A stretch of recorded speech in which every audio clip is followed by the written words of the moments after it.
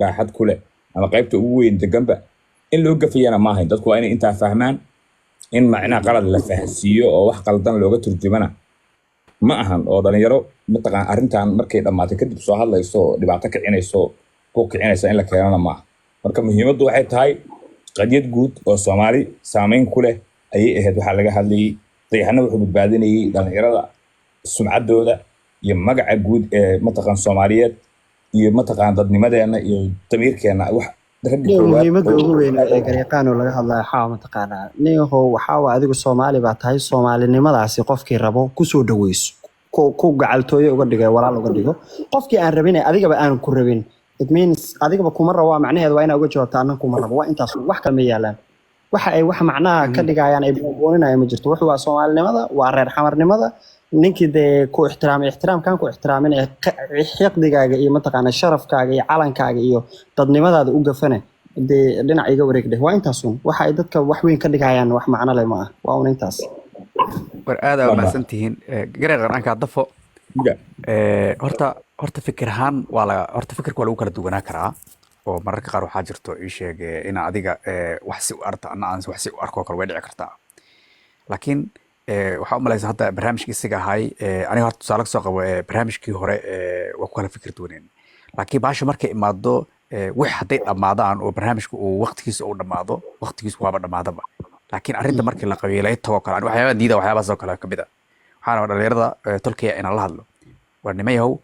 dayax maxaa la dhihi jira ma la qabiilay karo nin qabiilna maahan waa fanaan Soomaaliyeed oo shanta Soomaaliyeed u heeso waana boqorka magaalada Muqdisho nobody qabiil ku ataa garay kara ma jirto isiga ah ma arkino ii sheeg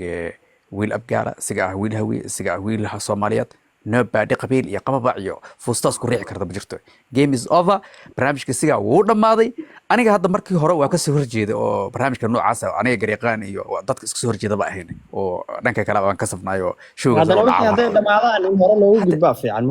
hawshaas waa dhamaatay marka wax laga qaban karna ma jirto marka abti qof qabiil kugu soo weerar karna ma jiro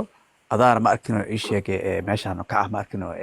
madax ka ah waana ku wadana gar iyo gardar taliyo soo dhalinyarada tolkana waa u sheegaba waxaa dhahay haddii qabiil iyo ataagaasi imaadana dee waxaa weeye mar walba dee anaga ku taagan dee garabkaagana taagan mar walba nobody kula hadli kara ma jiro cid asaysiina kuley oo hadda adiga ataag ku arna hadalladaadana kuley waa aragna qoraaladaada hadal ataaga personal ataaga ma isa jirinba marka dadku waxay iska jecel yihiin moogtahay maadaama fuusta la isku raaco mar laakiin abtiyo moogtahay wixii waxa laga dhax arkaa saameyntii wixii jiray oo socday oo marka trendiga ahaa waxa laga dhax arkaa ama se wax isugu dirtaa ama se views badan saa u heshid mataqaanaa ama se wax madaxa isugu gelisaa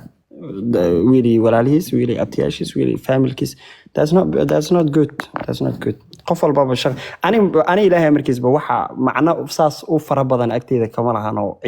comment mugta wax dhan oo la isku waxa dhalinyaro comment bixinayso isna big deal ma fahant laakiin dadka waaweyn the legends ka ay macnaha leh ee hooyada ugu horeyso way ogtahay inaan waxba sheegin marka enough waa intaas